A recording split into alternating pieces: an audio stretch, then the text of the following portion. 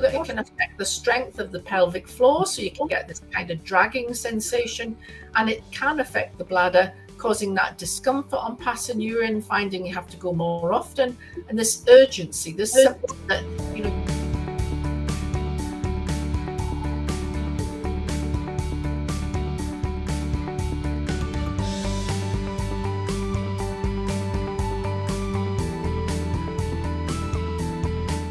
Well, the idea behind FlushFest is kind of to normalise menopause so that we can all talk about it, because if we can talk about it here or in a menopause cafe, then we're more likely to talk to our partner, our employer, our GP. But we didn't want it to just be medical or be kind of doom and gloom. It's like, so that's why we include creative arts. We've got poetry, we've got storytelling, we've got singing, and we just want people to enjoy discovering this slightly confusing stage of life and talking about it together and making sculptures about it and trying to figure it out, mainly so that people know they're not alone. You can come to a FlushFest and find your tribe.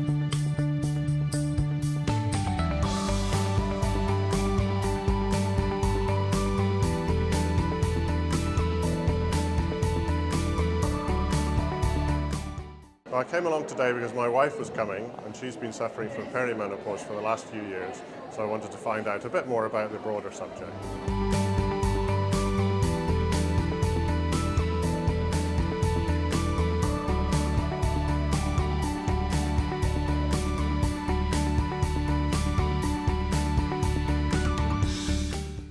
The reason I came is because I'm so passionate about menopause and the importance of speaking to other people. So when there's a gathering of possibly lots of menopausal women, then why not come along? And I'm also a menopause cafe host, so it's been lovely to sort of come along to support it for that as well. My favourite part so far, apart from talking to people, has been the session on neurodiversity. That was so interesting, and yeah, that was absolutely brilliant. And I am next doing the slow stitching, so I'm looking forward to doing a bit of slow stitching. And the clay, I did that as well. So really creative day. I decided to come along today because, well, I found out about it because it was advertised at my menopause group at work. And I've been having perimenopause symptoms and now going through sort of different phases of the menopause for the past few years. I've been struggling with a lot of symptoms. And so I just wanted to find out a bit more and be able to share, listen to different people's experiences who are going on a similar journey to me. Definitely being able to share the different experiences with women. I think one of the big difficulties of going through the menopause is that you feel really alone so much of the time because women feel that it is a taboo subject, so they don't want to talk about it, and so you can feel very isolated.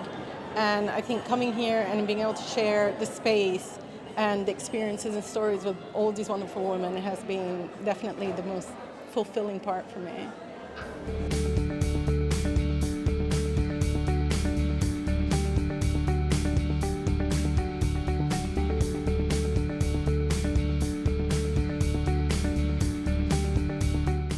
It was really important to me to be part of the Menopause Festival today because I just think there isn't enough information out there that's easily accessible for women.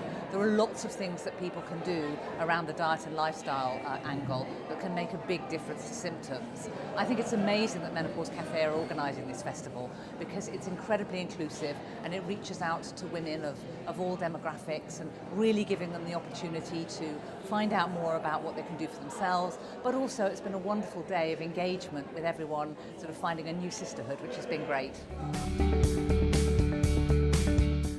Well, there are so many ways that nutrition can really help to manage a healthy and happy menopause and reduce symptoms. And one of the first things you need to really be thinking about is going back to basics with whole foods. Are you eating enough vegetables, for example? Because vegetables are packed with menopause-friendly foods. I'll give you an example of leafy green vegetables, which are rich in iron, great if you're having heavy periods and flooding. They're packed with magnesium, really good for anyone who's struggling with anxiety. We also need magnesium to absorb the calcium that's so important for our bones. And did you know that leafy green vegetables contain twice as much calcium per 100 grams as milk? So they're a great source of that. They're a great source of vitamin K, also important for our bones. And of course vitamin C, which we need for all-round wellness. So at the very least, think about having 2 handfuls of leafy green vegetables every day.